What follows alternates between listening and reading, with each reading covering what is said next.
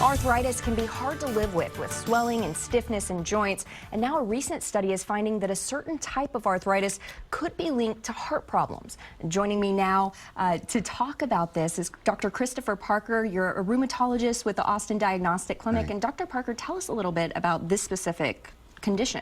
Sure. So gout is a condition where a normal waste product in the body called uric acid, in some people it gradually builds up and forms these little needle-shaped crystals that intermittently your immune system will see and recognize it's not supposed to be there and cause flare-ups. And these flare-ups can be very painful.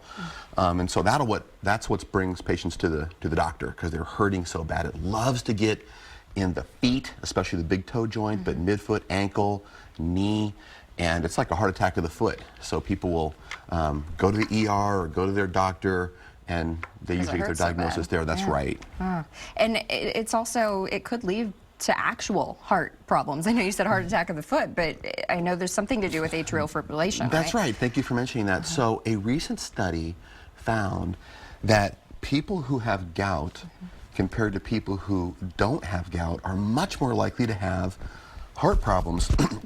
Excuse me. In this study, atrial fibrillation. So what that means is a heart rhythm problem.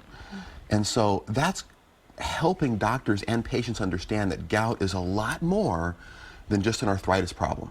It can get in the organs, the heart, the kidneys, other organs. And so it helps people, I think, understand that they need to take care of this. You know, a lot of people, they stay at home and gut it out and limp around. No, it's important to, yeah. You got to go get it taken care of, because the other thing that I like people to know is gout is not just a painful kind of arthritis, but it can be destructive, like rheumatoid arthritis, where people get all, you know, destroyed joints. Right. So I definitely want them to come in. And doctor, this can be caused by overeating, heavy alcohol use, correct? Right, right. So there's lots of risk factors, and what we're definitely now understanding, in addition to its relationship with overeating, obesity, alcohol, it runs with other things like diabetes, high cholesterol, kidney problems, stuff like that. So all of those things are important risk factors that need to be tended to. So people worried that they may be suffering from gout, or people who have already been diagnosed, you have something coming up that could help them. Thank you for that. Right, so next week, next Saturday, 1 week from today, there's going to be a free seminar at the Westin Hotel at lunchtime. We're actually going to be serving lunch. We're not going to be serving things that are likely to trigger gout, like shrimp and beer. That's smart. And no overeating allowed. That's right. But it's just going to be a patient empowerment forum.